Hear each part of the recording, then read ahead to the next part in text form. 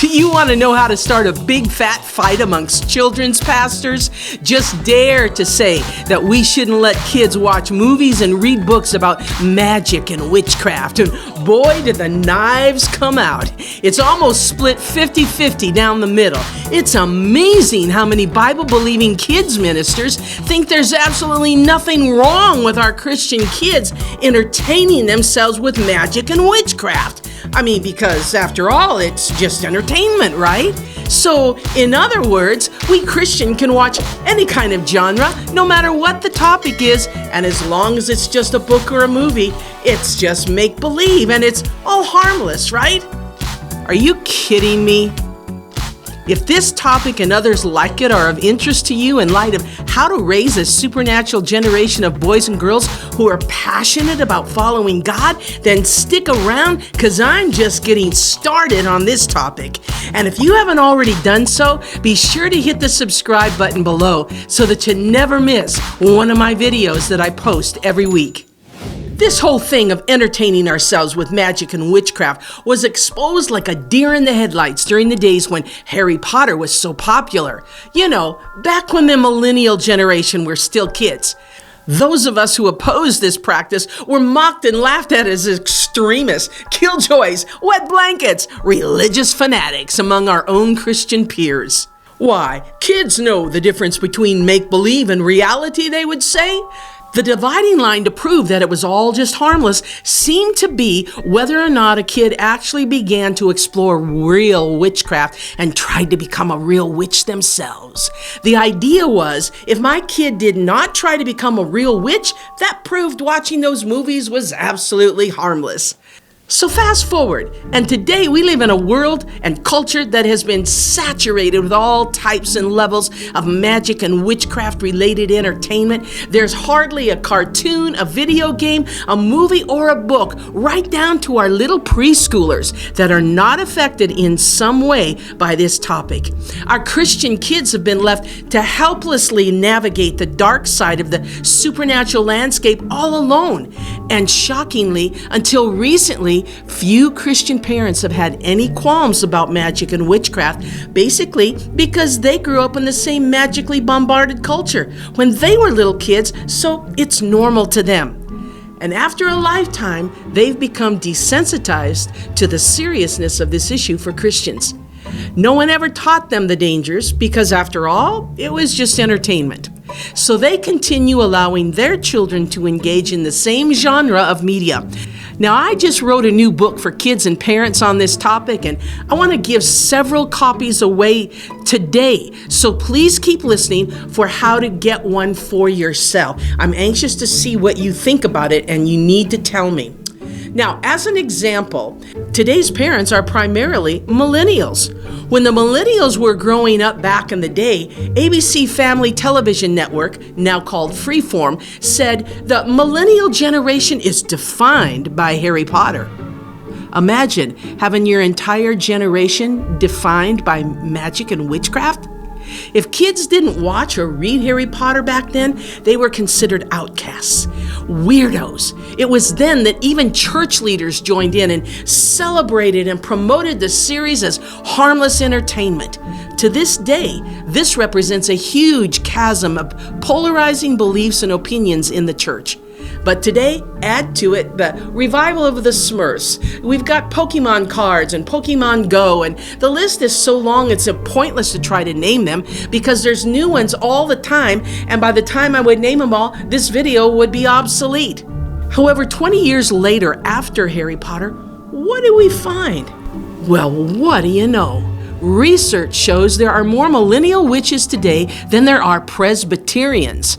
Other headlines of popular news media include, "Witch population doubles as millennials cast off Christianity." Here's another headline, "Number of witches rises dramatically across the U.S. as millennials reject Christianity." Here's another one, "Looking for a little magic? Millennials and Gen Z embrace witchy New Age spiritualism." No impact, right? Yeah, of course. Much to do about nothing. Harmless child play. So does this surprise you? If it does, type yes, I'm shocked in the comments below. If it doesn't, just say, nah, I expected it. Because it should shock all of us. And this is why I'm going to be giving away some copies of my new book for kids, Magic in the Bible. But if you get one, you have to promise to write back to me and tell me what you think about it. You promise? If you do, then type yes, I promise in the comments below. So then what's the big deal if we let our kids watch and read and play these forms of entertainment today? Has it become less harmful today by any chance? Well, according to Carolyn Elliott, who is the founder of Witch Magazine, the rise in witchcraft is likely more than a trend. We are in the midst of a beautiful, occult witch renaissance, she says. Her comment appears to be in line with the ever-increasing reach of the occult into the general population. In a series of 3 surveys conducted from 1990 to 2008, Trinity College watched Wicca rise from just 8,000 practitioners to over 340,000 practitioners. Now, however, Pew reports that in 2014, that number has risen to as many as 1.5 million among the generation that has been defined by Harry Potter. Now, regardless of the stats, I do not believe our biggest problem is seeing our kids run to paganism and the occult like Wicca. If it were that obvious, none of us would be stupid enough to let our kids indulge in such entertainment. However, here is what is not as obvious with the naked eye. What other spiritual doors could this possibly open in the lives of our children when they indulge their curiosities in the dark arts? Are there lingering effects that may not even be recognizable for a few years down the road? Could it open the door for unexplainable sicknesses or diseases? How about nightmares or night terrors? Not the medically diagnosable night terrors, but the visitors in the night. Could it affect their finances down the road as they mature, their jobs, their relationships in very negative ways? By opening the door in such a simple way, we give the enemy permission to interfere in our lives. In some cases, it can take years down the road to actually see the full effect, so it's really hard to connect the dots. But be sure, whenever you give the devil an inch, he'll take a mile. Now here's a question for you Christian parents. If Harry Potter would have existed in the days when Jesus was a little boy, where he studied the Torah and the prophets regularly, do you think his Jewish parents would have let him go see the movies about witchcraft as entertainment? If you do, then you don't know nothing about Jewish culture or the Word of God. It was probably the #1 defining difference between Israel and their pagan neighbors, this whole thing of witchcraft. There was no wiggle room in how they were to treat magic and witchcraft. It was profoundly condemned. There's no way God would have winked as Jesus went into a movie theater to watch Harry Potter saying, "Oh, it's just entertainment. Jesus is a smart kid. He knows the difference between reality and make-believe." So what's your opinion on this? Do you think Jesus would have been allowed to go see Harry Potter as a kid? Type yes or no in the comments below and tell me why. And don't forget, very soon I'll be letting you know how to get a free copy of my new book for kids, Magic in the Bible. I'm going to be selecting at least 3 or 4 winners, so it's not just one lucky person, but several. And I'm selecting from those who are leaving comments in the section below. So if you haven't made any comments yet, now's the time. Kids in the Old Testament worked at and practiced magic and witchcraft. I'm not kidding. Check out Isaiah 47:12 for yourself. And God didn't approve of it either. He mocked them, saying, "So keep on then with your magic spells and with your many sorceries, which you have labored at since childhood." Yep, since childhood. "Perhaps you will succeed, perhaps you will cause terror," he mocked them. Here's another point. The Bible says that rebellion is like the sin of witchcraft, and stubbornness is as bad as worshiping idols.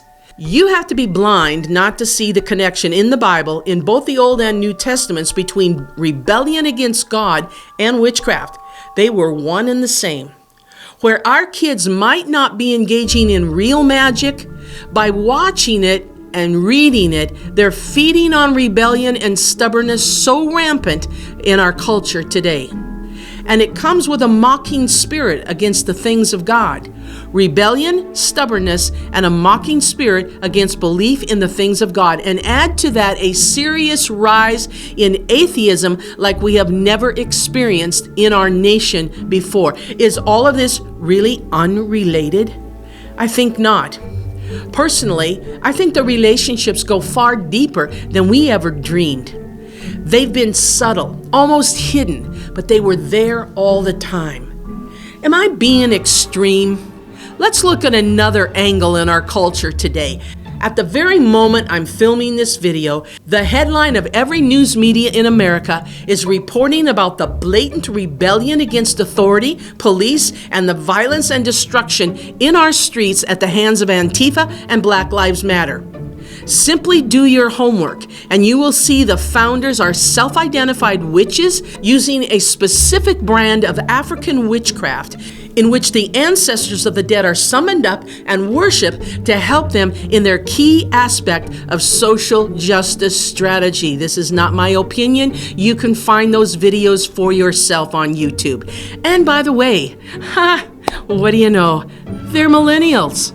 Now, I realize there's a lot of other things going on in our culture that factor into this rebellion, rather than just start watching movies about magic, but you can't deny there's a connection. Now let's talk about our imaginations for just a minute. Albert Einstein said imagination is more powerful than knowledge. Imagination is everything, he said. It is the preview of life's coming attractions. Jesus also had a lot to say about our imaginations in several places in the New Testament, even though he never actually used the word. Do you remember when he taught that if you simply looked on a woman to lust after her, that it was the same as actually physically committing the sin of adultery? When you're looking, you are using your imagination. He said if you hate someone, it was actually the same as murdering that person.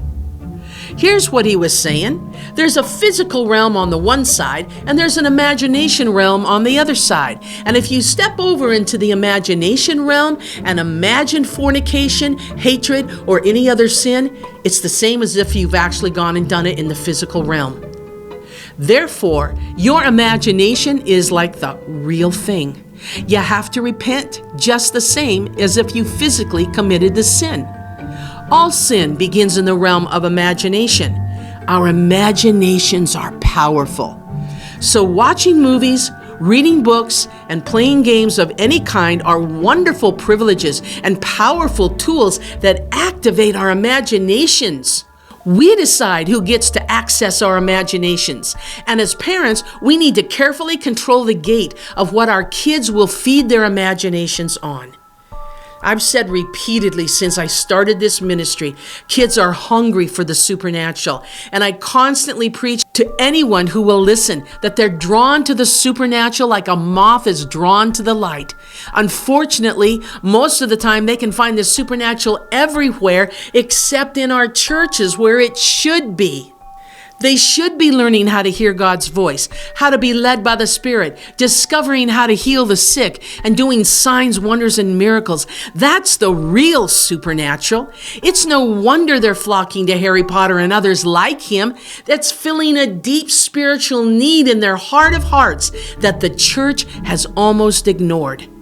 How are our kids ever going to learn how to cast out devils if they spend all their time entertaining themselves with devils? Now, about my brand new book called Magic in the Bible. This book is meant to be a starting point for parents and their kids to have open discussions about all these topics. It's important that while they're still young, to talk to them about the natural world and the spiritual world from a biblical perspective. You as the parent can sit down and read these topics with your kids like you would a storybook, or you can use it as a guide to study privately and then use for spontaneous conversations when the topics come up. Or you can also give it to your older children to use like a textbook, especially if you homeschool them and you're looking for Bible study materials for them. Now, I'm going to be selecting several of you who've been commenting below to receive a PDF download within the next week. I want to give a little bit of time to people who didn't watch this right away. So we're going to wait a couple of days. You need to keep coming back and checking your comments to see if I've responded to you and that you're one of the winners.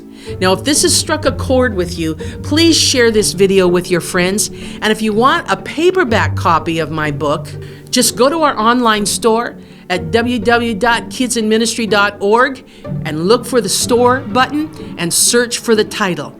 Now, if you haven't watched this video already, please watch this one about a Christian Halloween, because this you are absolutely gonna love, to show your kids how to turn Halloween on its head and make it one of the funnest days of the year to share the gospel. You're gonna love it. So be sure and go and watch it right now. I will see you next time. Thanks for watching.